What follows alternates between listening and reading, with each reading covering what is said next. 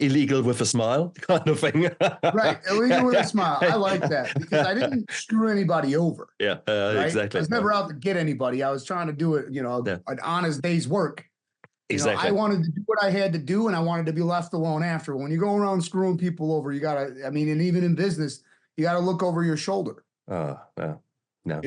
There's a lot of gurus on the internet, a lot of people doing this fast ass cash kind of deal. And before you know it, they're on the other side of SEC lawsuits. They shouldn't be. They're on the other side. And because the dances that are done in the dark, eventually they're going to turn on the lights and realize you can't sing either. Right? So it always comes to light. And the universe has a funny way of showing your pain. I never give up. I never give up. I never give up. Hi guys, welcome back to Neff Inspiration, my show on YouTube and as a podcast with me, your host, Stephan Neff. Today's another fantastic day for an interview. I've got Chris Dewilde with me. Chris is a man who absolutely proves to us that the past does not equal the future. He is a man who's gone personally through a tremendous transformation. And today he is a kick-ass dude who is out there and is creating wealth out of real estate, out of property investments. And that is a million light years away from where he grew up and how he developed to that point now. That is, for me, just full of questions. And I want to know the lessons he had to learn the hard way. Chris, welcome to my show. Thanks. It's great to be here, Man, it doesn't sound that our childhoods were so great, but it's not a pissing contest. I think I'm losing there already knowing a little bit about you, but tell us a little bit about your upbringing. Tell us a little bit about your background. Yeah, my dad was who he was, right? He liked himself a drink and he liked himself some blow, and it was kind of a slaughterhouse kind of deal, right? And while my relationship with my mom is repaired to a sense now, it wasn't. They had their own things that they were fighting, and it created a lot of instability in our lives. Me, my sister, my brother, we always talk about where it was and how it was, the moving, the bills not being paid. I remember I got my first job at Burger King and I got that first check and, it was all gone to her. Oh, wow. And now that I'm an adult, I get it. They were behind on bills, but I was a child. You were an adult. Why am I paying yours? Right. And just 16 on, I was just on my own, just out there in the world, just raw dogging life, making ends meet, couch to couch, taking whatever jobs I could, most of them commission based. I did a million jobs, catering, got fired from Burger King, you name it, How do you get fired from Burger King, man? Yeah, okay. Nothing need to be said anymore. Yeah. Well, I did McDonald's, so here you go. You might as well the opposition. So I know how to flip burgers and in McDonald's style. But it is this is hard work, man. And of course you live from paycheck to paycheck. You live from it's not a particularly easy way of doing it. And when you're living in such circumstances, of course you want to escape. You want to escape your reality. You want to basically have some fun. You're a young man. So what were your outlets? Right. What were you up to? Shit. Everything. Yeah, exactly. I was an uppy guy. I didn't like to go down. As you can tell from my personality. So, weed obviously to mellow me out, but the blow was to get me up. Right. I was rocking and rolling. And you say blow. Blow doesn't mean too much for me. Is that cocaine? Is that speed? Yes. Sorry. Yeah. Cocaine, right.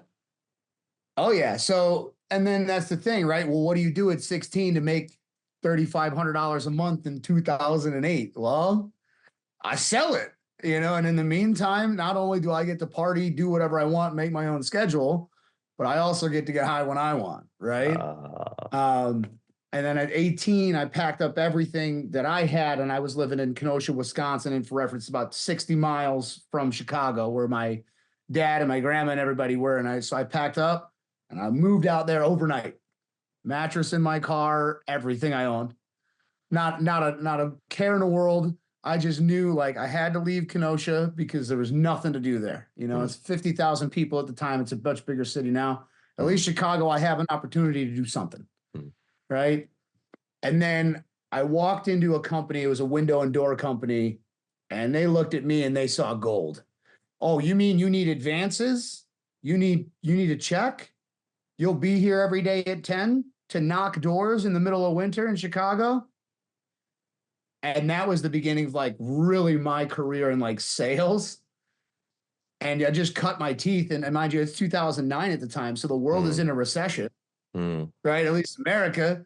And it was funny because I was the top producing sales rep that entire year. But all these other salesmen are telling me, well, it's a recession. I can't get anybody to close. And I'm like, I did 3 million last quarter. What do you mean? Because I didn't understand what a recession was. Yeah. And that was probably one of the first lessons I learned, is that like ignorance is bliss in certain senses when it comes to like business. Yep. Right. Like when you're going into sales or you're going into entrepreneurship, that was just a huge lesson. It's just like, yeah, okay, everyone around me is telling that real estate is going to crash and burn and interest rates are too high. And, you know, I'm talking to agents yesterday. There's like, oh, well, I'm struggling to get a deal together. And it's like, well, what did you stop doing? You started believing the news and stopped doing the work. Right? There's 5 Ds, and it's all businesses that'll make people buy things: death, divorce, disaster, diamonds, and diapers. Those 5 things, people are going to buy something. Make sure what you're selling is what they need. Well, exactly right. Exactly right. I mean, oh, wow. God forbid there's a world war, I'll be a funeral director. I like that. I like that. You can sell some bloody ice to Eskimos. I like that. Yeah. Okay. And it's a certain kind of extrovert attitude that really serves you well in such a setting. But are you an extrovert? Are you, or is that a mask that you're putting on? I would believe it's a mask, because, you know, when you get into like active addiction and you're out there, we are this person to everyone, but we isolate so very hard. Because when I would leave work, when I would leave that environment, and my fiance knows, like, my social battery, when it's out, she knows, like, all right, it's time to go. He's about to start saying some snippy shit to people. Like, it's time to go. Like, you become that extrovert, like, when you're struggling, right? Because, you know, I learned like to be polite and be that guy when we were hustling for McDonald's for food. So I learned that, like, you know, my mom would go back to like Burger King and she would yell so we could get more food, like, to get it replaced. What I learned as I was broke, I went in polite. Hey, you guys, just, you know, I'm allergic to onions. I'm not fucking allergic to onions, but you guys messed up my burger. Here's my receipt. You know, I got to work. I couldn't come back. Okay. And they'll give you the food, right? And that's what started to like click, you know? So, I mean, I could talk to anybody about anything, but in the realm, I would rather just be at home with my fiance, my son, alone, you know? But I love it, because that is the sign of a survivor, someone who tries to figure ways out, hopefully doing the least damage to yourself and to others, but at the same token, surviving. And that is a skill that is very valuable nowadays. This world is going tits up. So therefore, to actually hear you looking after yourself and looking after your family and the core members of a tiny group there, I think that is a skill that we need to encourage. And when I say that, the alternative would be to just be, well, that's all shit anyhow. Give me the alcohol. I just don't want to forget. Right. I want to escape my reality and fuck the kids, fuck the wife. Right. I just want to be gone now for the next 6 hours, because that is far more common. Certainly, when I look around right now, yes, in New Zealand, with COVID and with many other reasons, our domestic violence, our family violence rate is going up. We see more and more mental distress. We see more and more gang members, because there's a lack of maybe traditional family values, and the gangs are providing that shit now. to young prospects. So we see that increasing. So there are a lot of things that are not going right. So your way of surviving, even if it was to a certain degree a little bit criminal, maybe, doing a bit of hustling and a bit of jiving there, you were still keeping, I think, the damage to a minimum, but assuring your survival. And that is, I think, a really, really nice way. I don't know, illegal with a smile kind of thing. Right, illegal with a smile. I like that because I didn't screw anybody over. Yeah, right? exactly. I was never out to get anybody. I was trying to do it, an honest day's work. Exactly. I wanted to do what I had to do, and I wanted to be left alone after. When you go around screwing people over, you gotta. I mean, and even in business, you gotta look over your shoulder. No. There's a lot of gurus on the internet, a lot of people doing this fast ass cash kind of deal, and before you know it, they're on the other side of SEC lawsuits they shouldn't be. They're on the other side, and because you can't, the dances that are done in the dark, eventually they're going to turn on the lights and realize you can't sing either, right? So it always comes to light, and the universe has a funny way of showing your panties, So true. So true. And that's just the reality. Yeah. I want my family to have what we call the nuclear family, right? 2-parent household, mom's here, I'm here, kids are here. I want to have traditional values, because without those, kids in my position do one of two ways. They go all the way to one direction and they never come back, or they go this direction where it's a hard life full of lumps, and eventually you get it. And some people never do, But I mean, you were maybe to a certain degree lucky due to having. Luck is actually a really shit word here. You were born into circumstances where you had to grow up very fast, and where you had to actually define yourself in certain ways. But what you also had was a degree of emotional intelligence, because you actually saw where you were heading. Or did you actually see, or did someone guide you? And did you come across someone who just actually maybe slapped you a bit over the ears and said, "Hey, do you really want to do that?" Yeah. So it's funny that you say, like, emotional intelligence. You get to read when you have parents like we did. You read the room real quick. I hear my you. brother, my sister, and I are all. My sister got hers. My brother and I are getting ours. We're getting a tattoo of the blinds being open. We knew when we got home from school, if the blinds in the front hallway were open, mom was up, she was cleaning, she was in a good mood. If the blinds were closed, she was having a manic episode, and all of these other things. And to this day, she won't admit that it happened, right? And we've all just let it go. But that you learn real quick the mood swings, the tonality. When dad came home smelling like booze, what kind of mood was he in, right? Like, you learn real quick. You have to. And then when I joined that window company, I had a manager, and that guy, for whatever reason, took an interest in me and kind of guided me on the path of, hey, I know you want to be this hotshot kid, but maybe you should focus more on this. And he would yell at me. He was harder on me than any other employee. And even the owners of the company were like, you can't be that mean to that kid. And he's like, who else is going to be?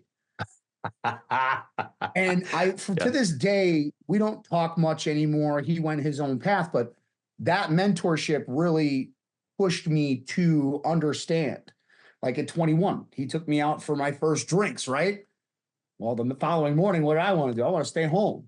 He goes, no, you're going to drink with the boss. You're going to go to work like one too. Excellent. So I don't call off of work. So even up to this point, I'm 23, I'm still drinking, I'm still partying, but I've never missed work.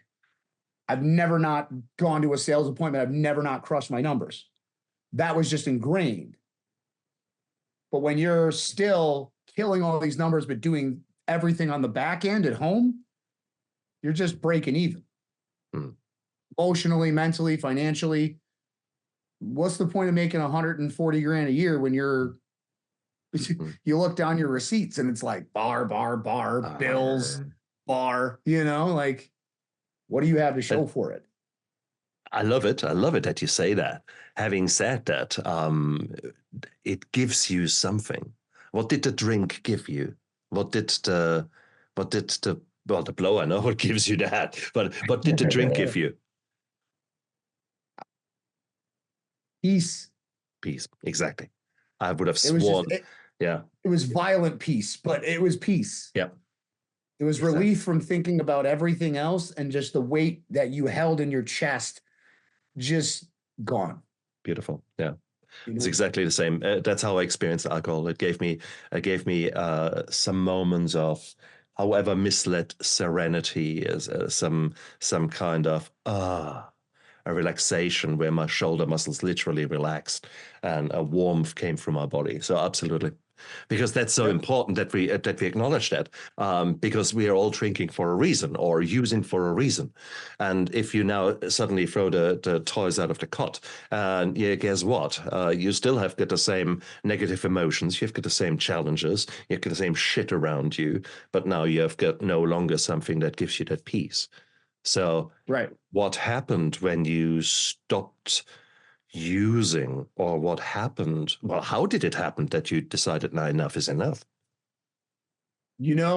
So at 26, I was in my apartment and I had a bunch of stuff on the table that I shouldn't. And I was making the middleman to make extra on top of my sales. And I went to bed that night. And I remember I always slept with my gun like right by me. And I thought to myself, what a life it would be to not have to do that.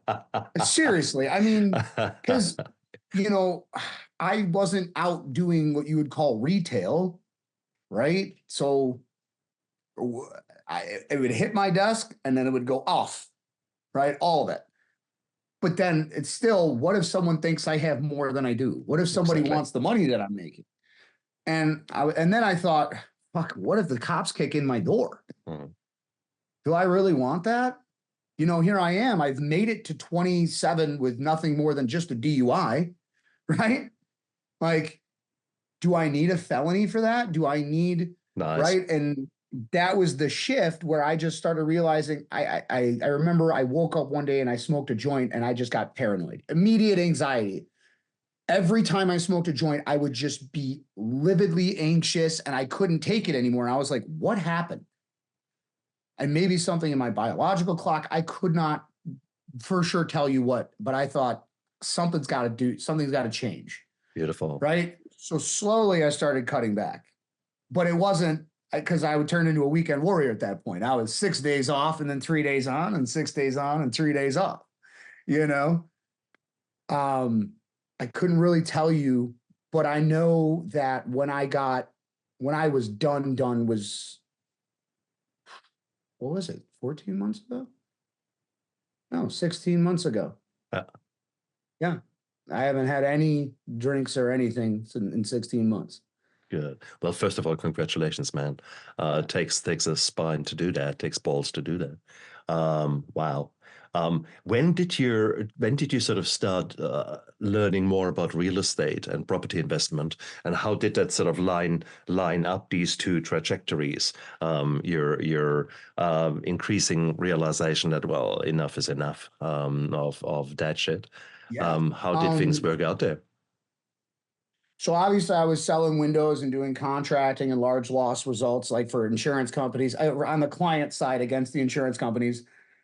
And I kept getting screwed on paychecks, right? Because when it comes to home remodeling, it's the number one industry with the biggest dissatisfaction rate. The guy doesn't want to hand over a $35,000 check because the gutter is 2 inches too low. Or, it's dumb stuff because it doesn't look like it does on HGTV. Well, you're not spending 150 grand. You're spending 30, right? So I was talking to one of my friends who was in real estate, and he goes, if you got into real estate, no one can screw you out of a commission. I said, what? He goes, it's really hard. We have a governing board, a legal contract, and your broker has to pay you or they can lose their license. Right. And I go, huh? And he goes, plus, so much about building homes, it would translate so well into the investment world. Exactly. So I get my license. And this is where rubber started to really meet the road, because I can't go out on a Friday night because all my showings are Saturday, Sunday. Thursday through Sunday, we're working. Monday through Wednesday, we're practically unemployed, and that's not the case anymore. But, then it goes from I was smoking weed at like 7:45 at night, and I get a phone call. And he's asking me to break down his mortgage. He's asking me to break down his finances. He's asking me questions about code. And I'm like, exactly. So it kind of backed me off. But then as I got busier, I realized the clarity I was getting. And then I started getting more focused on fitness. Yeah. And that was huge, because every time you have more than 5 drinks or 3 shots, your body stops processing protein and carbohydrates for up to 3 days. That was like another thing in the back of my mind. Like, I'm trying to get shredded, and and it just kind of built. And that's the thing. It's like nothing happens at once. It's a build. It builds. Exactly. Like that moment of clarity, if you will, or that moment where you know that you're done with something. Yeah. It doesn't happen overnight. Like, you didn't just wake up one day and decide to stop talking to your mom for 7 years. It was years of it. And finally, you had had enough. Your wife doesn't just wake up and leave you one morning. Yeah. You just didn't see it. Right? Yeah. It was coming. Nice. Nicely said. Nicely said.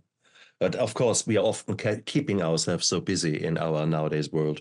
Not even nowadays world. I was a workaholic long before I was an alcoholic. And I think you were saying with 16, you were sort of starting to go out there. I don't think I was far. It was pretty much the same time. On 14, I think I had my first job, and I would work 3 days a week after school, doing all kind of things. So I hear where you're coming from. But still, that is having a work ethic and being a workaholic is one thing. But then I was also I worked hard, but I bloody played hard as well. And so that's it is our journey. It was what it was. It gave me the temporary relief I needed from the darkness that I was experiencing. And for that, I guess with hindsight, I'm grateful, because I don't know what would have been the alternative. The pain, the emotional pain was just shit. But nowadays we both are different men. We both have moved on, and I love your gentle transformation. There was not one big, okay, you're in handcuffs now. Where are we going from here? Okay, but rather actually now you got away with it, so to speak, without too much evidence. And that is actually really, really beautiful. Now that you're changing, and you're still changing, I love your focus on nutrition. I love your focus on exercise. Devil's advocate now. I mean, are you just changing addictions? That you're just moving over from coke to bodybuilding and being shredded? Yeah, that's just like being a workaholic and an alcoholic, right? Like, we're extremists. There's no in between. I'm either jumping off the cliff or we're not even going to go to the bridge. Like, there's no in between, right? Like, I don't stand on something and think, well, maybe. But I definitely think that it helps me stay on the right track, the working out. Good. Because when I had the stroke at 23, I was like 350. So I was pushing it. And mind you, I was a little guy in high school. So less than 5 years prior, I was 160. Kickboxing, it was a whole thing. So yeah, I think, but the 4 a.m. thing, I don't care what the gurus say. And if you wake up, as long as the hours that you're putting in while you're up are dedicated, you're good.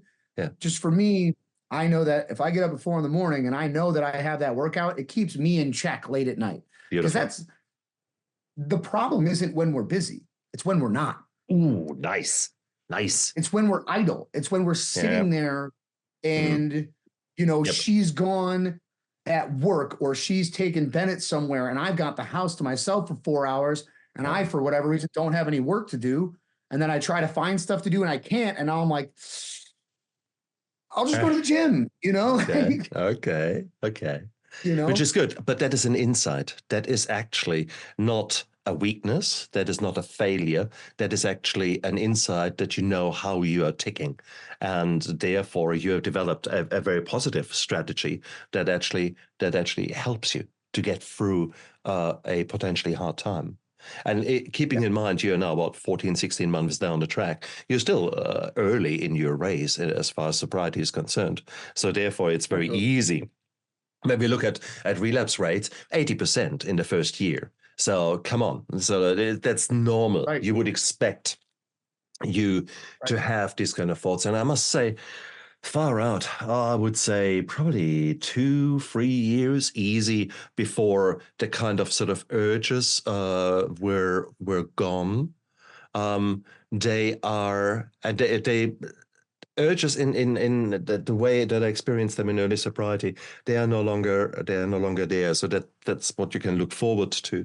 But there's still the temptation from now and then to take an easy way out of a temporary pain that you say, come on, a glass of wine would now be just nice, wouldn't it? Or whatever. Yep. So these little voices, they will always be there. But it is what it is. I love what you do. I love you to focus on nutrition.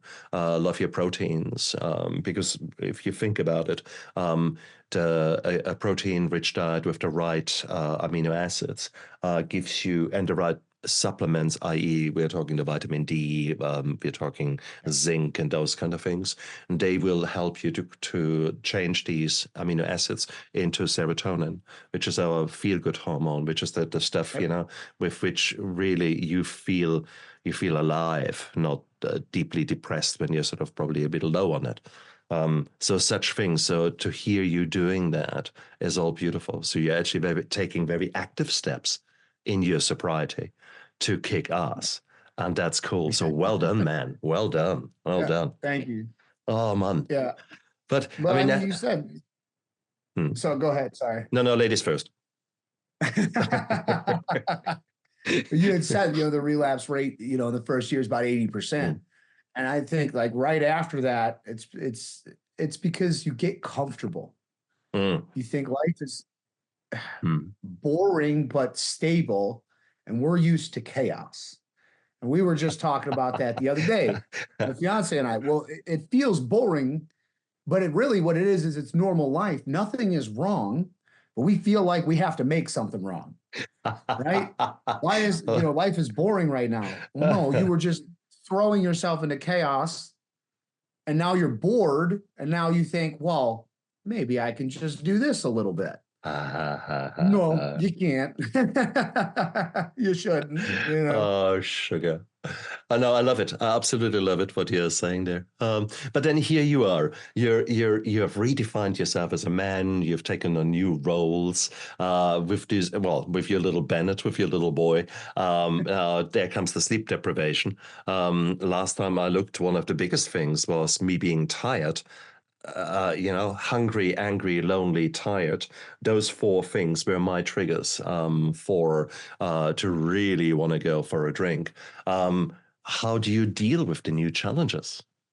Let's say you have done your early morning workout. You have actually done some kick-ass deals over the day. You've crunched the numbers. You have been there for your wife. It's now freaking 14 hours, and now little man has got a colic, and you don't get any sleep. What do you do when you get to the end of your tether? Practice acceptance and understanding. Ooh, nice. Nice. That's it. What else can you do? This little human didn't ask to be here. Exactly. Right? Okay. We decided he should be here. And for me to get mad or angry, but what I do, gratefully, she's of the mindset of like, obviously, if he's colicky in the middle of the night, I'll get up and I'll help till she's done, pumping to breastfeed. And then I take him and then she'll take him. But she doesn't wake me up if she doesn't have to, because she goes, what's the fucking point if we're both exhausted and angry? Nice. Right? When I'm the only one that really, what are you going to do? Breastfeed him? I can't, So other than assisting her when I have to, she kind of lets me sleep, which is nice. Nice. Because during the day, I have such a flexible schedule that like I'll go to the gym at 4 because his feedings are timed out on purpose because she doesn't like me when I don't go to the gym. I get crabby. So then when I get home from the gym, I take him, feed him, do her thing, and she sleeps for 4 or 5 hours. I put him on my desk, we hang out and we work. Nice. But the sleep deprivation, you just sleep when you can. And the good news is even before we had him, I didn't go to bed till 10:30, 11, and I got up at 4 anyway. You're going to have to try harder, kid. Nice, You know? nice. But what I hear there also is you actually communicated. You actually spelled things out with your fiance. And that is, I mean, we were shit in that when I look back at my young marriage. We were both broken, and therefore maybe emotional intelligence. What's that? And the way we both escaped, and the Third World War is nothing compared with the fights that we had, just indicating how our lack of communication skills were just, So I'm so pleased to hear that, man. But here you are. So, okay. So far you're evading the challenges really, really well. So you're new in sobriety, new kid, and you're going out there. But here we are. Hang on. The world is going tits up. We agreed on that. There is interest rates. This year is an election year in the States. Yep. We have got so much divisiveness in society. I guess you can flip a coin if there's going to be a civil war or not in the United States. Things are not nice. So yet you're saying, let's go into real estate. Hey, it's cool. Buy a house. Oh, buy 5. Yeah. Come on. I sell you 5. Right. So a reality check. We were saying in the preamble as well as now that really we both take opportunities when they come. But I play, again, devil's advocate. Should you really go into real estate right now? Or should you not hedge your chances and whatever the word is and go buy gold or silver or something like that? Why the hell would you invest in an uncertain market? Sure. I just look at the people smarter than all of us. Nice. You have giant billion-dollar corporations that have pulled almost everything out of the stock markets and are plowing billions and billions of dollars into single-family homes and real estate. What does that tell you? It's less volatile. They're not buying anything that doesn't cash flow. And the stock market can take a belly up overnight. Absolutely. Even if the real estate market tanks, that asset's still cash flowing. The stock market doesn't still cash flow you. So if those people are still plowing money into these, and that's where what's creating a shortage of inventory, it's what's creating high prices still, is there's LLCs and large corporations buying up single family homes that are 350,000 and under. Exactly right. They're pricing out the lower and the middle class. There won't be one in 10 years. There won't be one. Interesting. Okay. You are either a homeowner or you are poor. You are renting. That's what it will be in 10 years.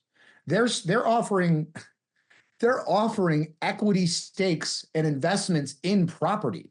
Correct. Hey, we'll loan you so you don't have to do a home equity line. We'll give you the 30 grand for 38 grand in equity in your house when you sell it. Oh, nice. At no interest to you. No monthly payment. Just when you sell your house, we get our money. Oh, your value went up another 30 grand. You need another 20? No problem. This time we just need another 12. Before you know it, they have a 60% stake in your own damn house. Correct. You ever been on a forced buyout on your own house? Yep, exactly. And I think these are the things that you're quite right. So I think a lot of people don't understand that. And a lot of people don't see the opportunities. When there's a recession, look at what other people are doing. Often enough, there are certain people who become actually rich in a recession or more wealthy in a recession, and vice versa. So I love what you're saying. Look at what other people are doing or what other successful people are doing. Let's be very clear here about it. Right. Yeah, the naysayers will always be naysayers, etc. But Right. I think one of the things one of the skills is really understanding how do you make money in real estate, in property investment. For someone who has got no clue, how can you summarize it? If it's flashy, it's not profitable. Like it? Short-term rentals, Airbnb, the seller finance, you just buy it from the seller. If it's flashy, it's not profitable. If it looks gross and you don't want to do it, it's probably the right move. Correct. Well, I love it. Yeah, love it. Yeah. Buy the worst house in the best investors. street. Exactly. Yeah, stuff like that. And just understanding that if you're going to invest in real estate, do not put your family at risk. And it's not when you're new in investing in real estate without proper guidance, you are gambling. So only gamble with what you're willing to lose. Oh, I love it. Absolutely love it. Yeah. Okay. I think the other thing to say is that people get that advice of saying, oh, see, if you buy that, and that's absolutely fine. And maybe if it's your second home and somehow you can make it tax deductible, so therefore you can negatively gear. In other words, you basically buy something and therefore you need to pay less tax. How cool is that? It is. And structuring it properly. The depreciation on the property is awesome. Yeah. That's true. But then what do you think about negative gearing? Depends on the price point. Depends on what you're actually netting. I have a lot of young people that aren't netting enough on their personal income that think that this is going to solve their problems. No, it's because if you want to write stuff off, you got to have enough money to buy a negative cash flowing property on purpose. Yeah. Indeed, fair call. I think most people I would talk to who really want to do property investing, I think the rule is, for me personally, I make money in the buy. I will never negatively gear in the sense of making losses somewhere. That does not make sense to me. I want to make money in the buy. And then have at least 3 different exit strategies. So whatever the market does, so whatever kind of shit happens in this world, that, okay, if I can do it up and keep it and get some cash flow, nice. If I want to flip it, it still needs to make money. If I want to change it into anything else, still needs to make money, subcontract or sublease, etc. So I think there are certain rules that make it far more likely that you succeed in property investment, as well as in life, I guess. But most of us don't even know what compound interest is. And so leave alone knowing the rules of property investment. So, but you need to start somewhere. What would you recommend? Right. What would you recommend someone like you 2 years ago? How the hell do you start somewhere? You know your bow is pulled all the way back because you're so uncomfortable where you are. You know things have to change, and you have got the inclination. Okay, maybe property might be a way to go. How the hell do you start in something new like that? Yeah, so I mean, I got into real estate 4 years ago as an agent, right? So it just happens. You've been building all these things and you've just got to understand that the way that you're doing things isn't working. So you're willing to do anything. So if you're looking to get into property as that out, you have to be willing to suffer for another 10 years. None of these properties are worth it for at least 5 years, technically, right? On the purchase side, unless you're buying completely dilapidated properties. But if I could do it again, I would buy, at least in the US, I would find a landlord-friendly state. Yeah. I would find that'll kill you. Chicago is good. It's still more tenant friendly.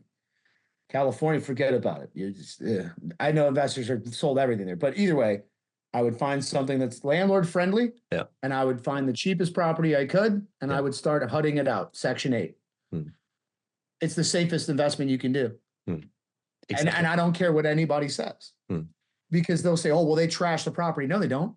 It's a government-backed program. That's right. 90% of the people that are on it actually do need it. If you report them to HUD for destroying your property, HUD will cover the repairs. And not only that, that person gets banned across the country from ever renting again on that voucher program. These tenants don't want to screw you. They may not like you as a landlord because of their view on the world, but that is the safest investment you can make as a new investor. That's exactly it. Exactly. The rent rolls are predictable. The purchase is predictable. The tenants are predictable. Yeah. And that's exactly the kind of investing that I have been doing. We have got properties which we bought at a low to fair price, and then I basically did them up. Now, what we bought was at times bloody bulldozable. So there were properties we ripped the inside out because it was full of black mold and whatever stuff. But we changed it, and we then put tenants in there under such a scheme. We call it different, but it's the same principle here.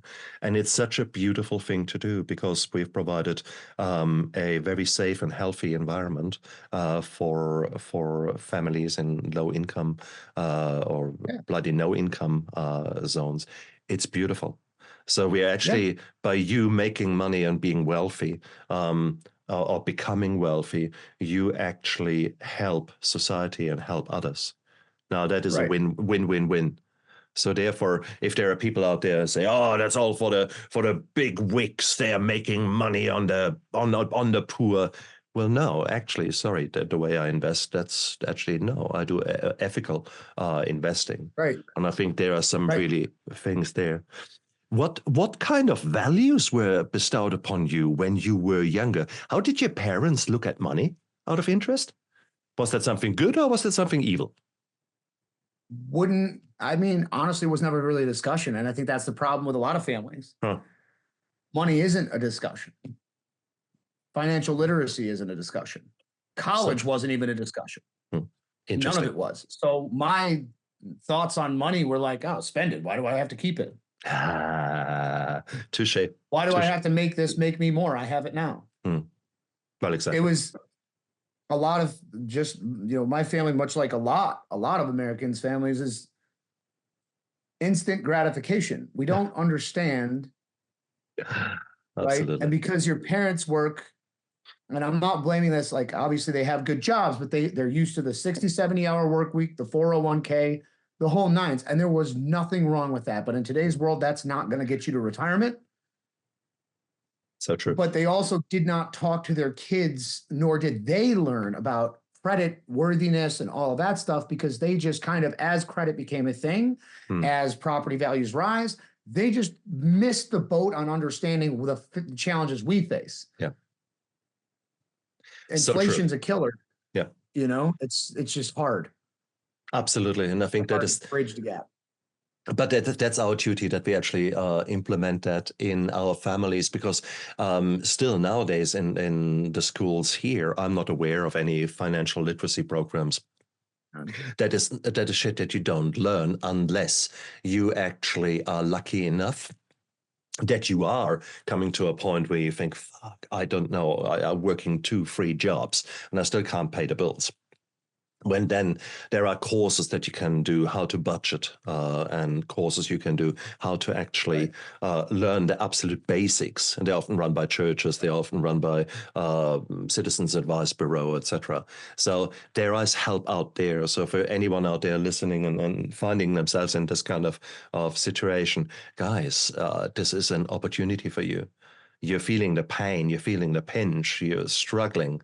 That's cool. Let's actually learn a bit more about finances without investing an arm and a leg, but learn about the principles and then take it from there. Right. Oh, no, I love it. And you went through that school because you became a real estate agent first. The exams are pretty brutal. You need to learn a lot of shit there. My ex-wife went through exactly that story. She became a realtor first. It is, you need to put the work in, but once you know what to do, once you learn how to evaluate an opportunity, let it be property or let it be anything else, there you are. Right. Man, what would you, if you were to go back now 18 months, 2 years, and you could send a message back to that younger version of yourself, what would you send back to this person? Just don't give up. Just keep working. Learn more. You know, I shut the door on a lot of things early on in my real estate career and early on in life that I shut out, because I shut it down because I didn't understand it. Ha ha ha ha. That can't Right. happen. That's ridiculous. Yeah. Not because this guy is clearly doing it in front of me. They're doing the thing, but I don't believe it because I can't see it and I didn't understand it. So try to understand what you don't, at least know just enough to know that you're not getting screwed on any particular situation. Mm-hmm. And remember that you have the world's largest school in your pocket. I learned, and God bless ADHD, but from this beast right here, everything I need to learn, right, aside from some things, is available for free on YouTube. It's available on Google. And then you just take the culmination of the 8 articles that you read and get the general consensus on all of it. That's right. But I think the consistency is equally the thing. I mean, you have focused on real estate in this particular case and property investment, and you did not meander. You did not say, today I do Facebook, and tomorrow maybe I go again. Oh no, tomorrow I'm training. No, sorry, can't do that. And then day after I'm tired. Maybe Friday I do again something on property. Well, that doesn't work. Okay. No. So I call all the things all the time. I call it the 5-minute gardener. If you were to spend 5 minutes in your garden from now on every day, without fail, never more, never less, 5 minutes. After a week, you see a difference. You've weeded a bit here, planted a bit there. After a month, your family will say, well, our garden looks nice. And after 3 months, you could probably get bus tours coming along and wanting to see your garden. And that is by being consistent, by creating habits of learning something new in a particular field. And in your case, that's the property investment. If you think that you want to apply that maybe to a relationship with your significant other, just 5 minutes a day, but now consistently. Can you imagine that in a month's time, you will have a very different relationship with that person compared with otherwise? So this is cool what you're doing. You put your money where your mouth is. You had a dream, and then you made that dream pretty clear in your head, which then it became a vision. And then you took action, and then it became a mission. And that's where you are now. So yes, I love your attitude. I love your transformation that you have undergone. I mean, it's scary. Who will you be in 5 years' time? Yeah, I know who I'd like to be, right? Mm-hmm. And that's, but I like that, the 5-minute gardener, right? Yeah. And it's all the things all the time, right? Every day, right? 2 days a week, I'm here. And people don't understand. You know, what is it that I forget who quoted it, whatever, but people overestimate what they can do in a year and underestimate what you can do in 5. Exactly. Right. Exactly. Much like the compounding interest that we don't understand, right? Every day. Yeah. Before you know it, I was only doing 5 minutes of cardio last week. This week I'm doing 10. Next week I'm doing 15. What's going on? Exactly. But then you're going to take steps back, but you have to just, the daily action will outweigh anything that you do just for a short period. Just, I love it. And you're right. It applies to everything in your life. And there will never be work-life balance. Doesn't happen.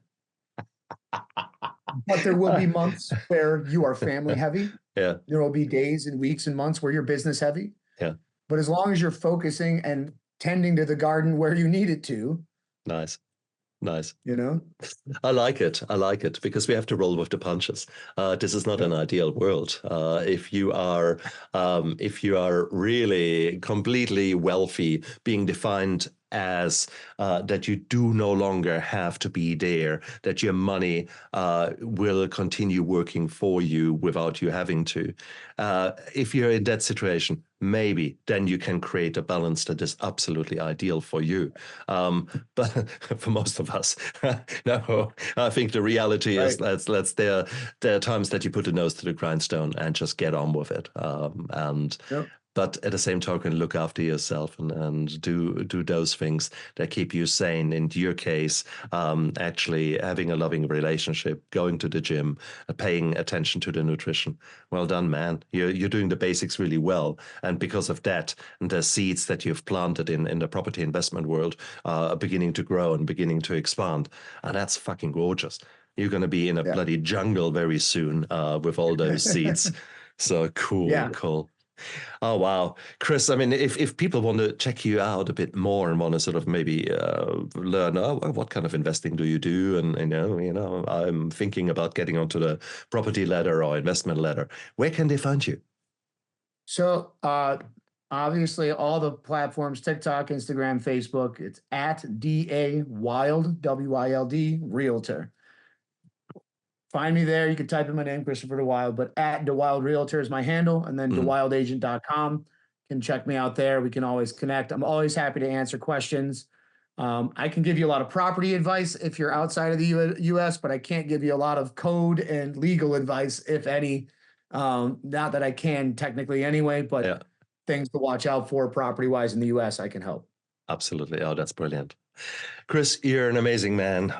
Thank you so much for being a guest on my show. Thank you very much for being so honest and transparent and showing your whole transformation, not just the things that we are proud to show, but also maybe those things. Yeah. Okay. Ugly, isn't it? Well, exactly. Chris, you're an amazing man. Thank you so much for being a guest. Thanks for having me. No trouble at all. And you guys out there, don't give up. If two numbnuts like us can get our shit together, both in our life as well as maybe in the wealth arena, guys, there's a very fair chance that you too can do. You can do that too. So look after yourself and live with passion. Bye. I never give up. I never give up. I never give up. Turn around.